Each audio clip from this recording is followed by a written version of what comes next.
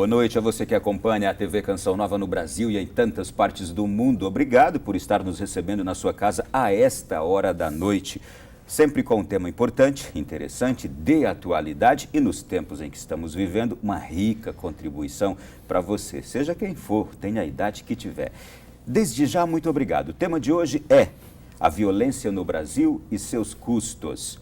Para isso, nós temos aqui dois convidados especiais. Antes de apresentá-los, eu queria fazer uma breve introdução.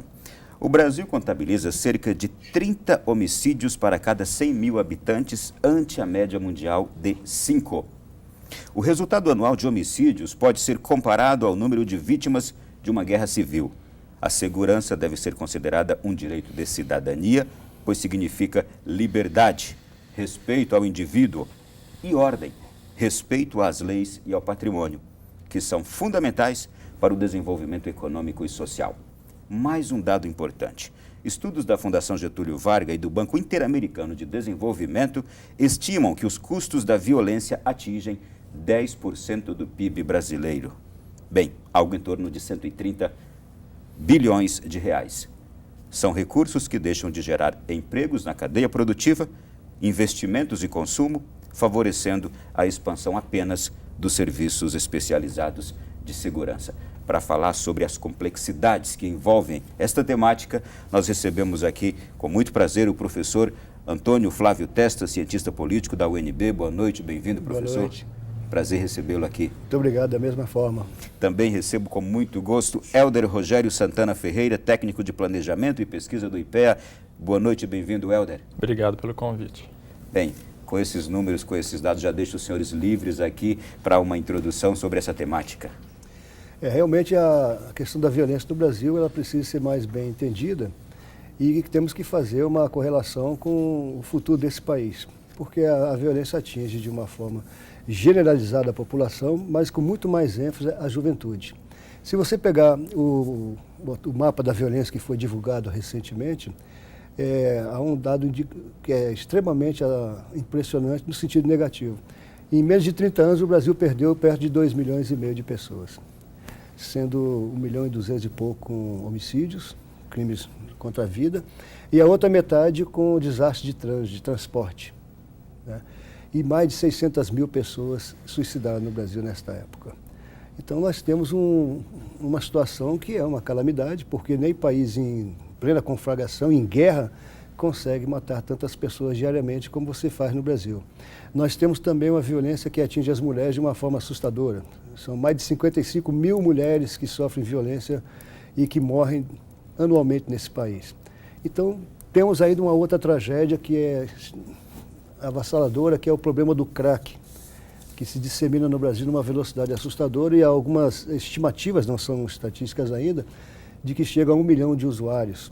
A Confederação Brasileira dos Municípios criou, eu fui o consultor para esse projeto, o Observatório do Crack, tentando entender esse problema nos municípios, que é onde a situação está se agravando.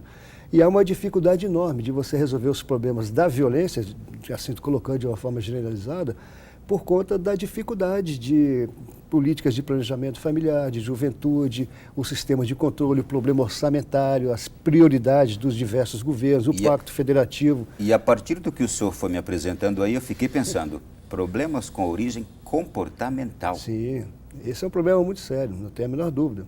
O que nós verificamos é a formação da criança até o adulto. Então, só para dar mais uma informação, antes de passar para o colega Hélder, o Brasil precisa de jovens sadios.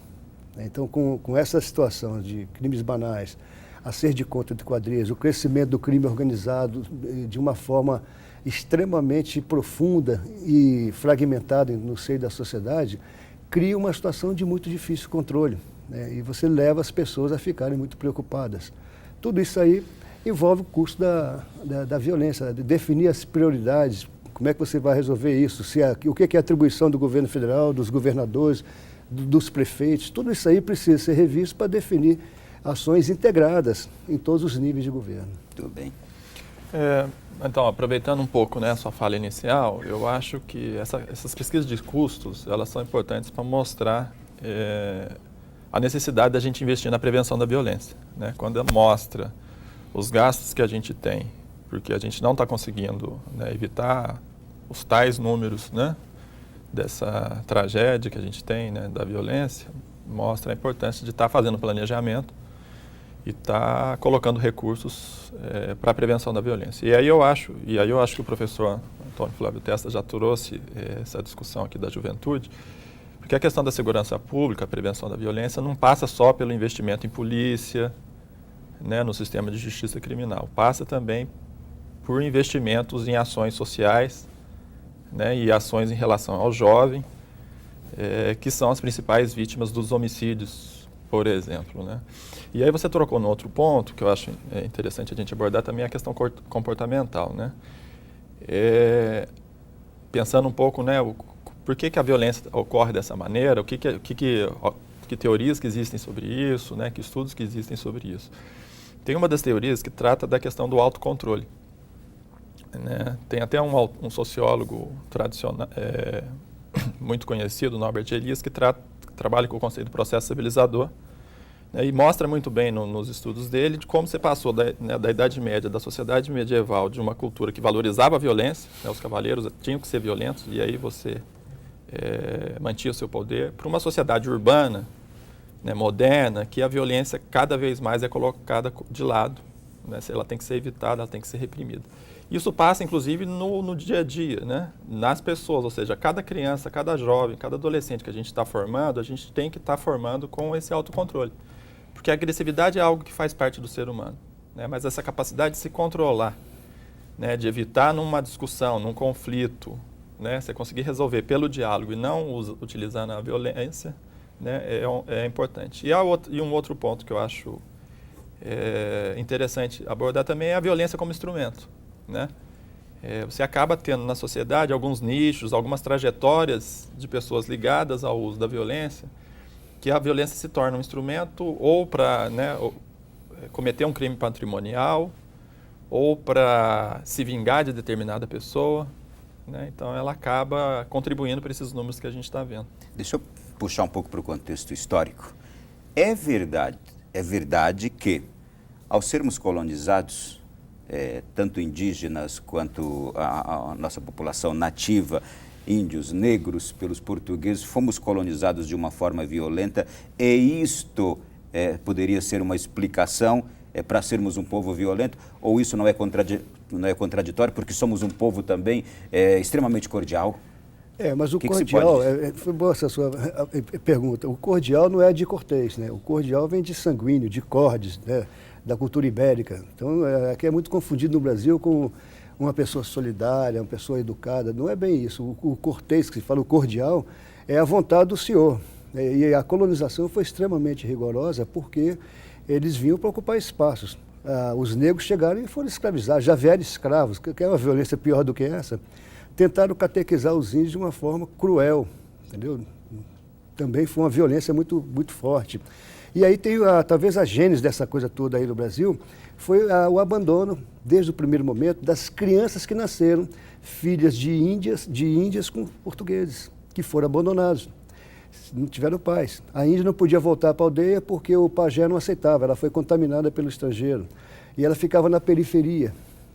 Depois alguns estudos mostram que elas foram a gênese da empregada doméstica, porque trabalhavam para os jesuítas, limpando a casa, aquela coisa toda ali, porque não tinha espaço para ficar. Mas quem cuidava dos filhos eram elas, as mães. 100 anos depois chegaram os negros escravos. Algumas negras foram para dentro de casa, tiveram filhos com os portugueses, que também não cuidaram desses filhos, abandonaram essas crianças. Então, depois surgiram a primeira geração de brasileiros, de fato, que foram os filhos das índias com os portugueses, os filhos das negras com os portugueses também, abandonados, sem pais. Desde o começo esse país não teve pai. É uma situação extremamente difícil. Na época da colônia... Essa afirmação é importante. Desde o começo esse país não teve pai. Não teve pai. Quem segurou a onda a vida toda foram as mães. E é assim até hoje. Eu vou chegar nesse ponto. E nós chegamos na época da colônia a ter 25% das pessoas que eram livres, mas eram considerados desclassificados. Não tinham educação, não tinham serventia nenhuma. E aí está a gênese dessa economia informal, dessa malandragem perversa de levar as pessoas a sobreviverem, entendeu? E depois ainda veio a abolição da escravidão e abandonaram os negros à sorte, não deram nada para eles. Isso vem até hoje. não é? E a responsabilidade sempre foi das mães. Depois vieram as sinhazinhas para casar com os portugueses que ficaram ricos aqui, e esses filhos que tiveram com essas mulheres, eles deram o nome, mas ela também ficou presa à casa, poder muito restrito. E o português é um nômade, é aventureiro. Então você imagina, por exemplo, os caras saindo, os tropeiros, mais recentemente, saindo de Sorocaba e indo colonizar o Rio Grande do Sul. Na época do regime militar aqui no Brasil, o primeiro campus avançado em Roraima foi a Universidade de Santa Maria, do Rio Grande do Sul. Entendeu? Isso aqui é integração forçada. Então, todo esse desenho que nós temos do crescimento econômico desse país foi baseado na aventura, no abandono das crianças e na sobrecarga das mães, que tiveram que fazer esse tipo de ação para poder cuidar dos filhos. Então, é muito difícil você mudar isso. Nós precisamos ter, de fato, uma outra lógica. O brasileiro se ressente da falta da autoridade paterna, do pai, da presença do pai. A gente vê muito isso hoje com a criminalidade juvenil. Tem vários depoimentos de garotos que são reincidentes no crime. A ausência da autoridade paterna. Não tem o pai. E quando ele chega à adolescência, ele não respeita a mãe. E a mãe também não tem condição de cuidar dele, porque ela tem 3 jornadas de trabalho, ela tem que fazer um esforço imenso para poder cuidar dos seus filhos. E ela tem vários filhos, ela também não sabe quem são os pais dos filhos. Esse é um outro problema que acontece na nossa sociedade. Então, quando eu faço uma leitura do aspecto comportamental, do aspecto cultural e social, da gênese da violência social no Brasil, a gente vê o quanto é difícil. Por mais esforços que os governos venham fazendo para poder corrigir essas distorções, são mudanças que estão no DNA da sociedade brasileira. Isso vai levar muitas gerações se nós tivermos políticas de Estado e não ações de governo.